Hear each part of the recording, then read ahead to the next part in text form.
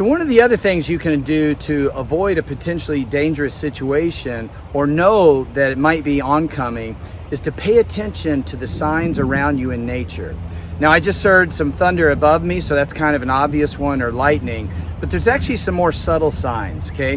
One of the things you can do is listen to the sounds of the birds and the insects around you, okay? If they suddenly go quiet and you don't hear anything, and I've had this happen before, that oftentimes is a telling sign. I was out camping one time with my wife on a remote piece of property. Okay, unfortunately we weren't near a stream, but I woke up about 4 in the morning and everything was just deathly still. Crickets quit humming. Okay, I didn't hear any other sounds and I knew something was wrong. Just listen to your intuition.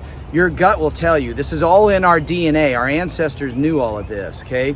And there was another sign as well. The air was really heavy. Okay, now I live in an area where sometimes it's humid, a lot of times it's dry, but this was exceptionally just thick, dense air, and it was very still. Okay, now a lot of times people think, well, it's still air, you know, if big storm's coming in, it's going to be windy. And sometimes that's true when big thunderstorms roll in, it is very windy, but actually some of the biggest ones will come in, it's very still right beforehand.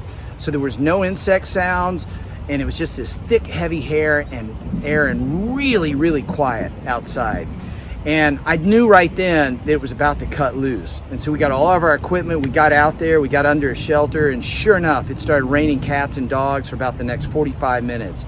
Several inches dumped. And had I been on a stream like this, I would have potentially been in danger.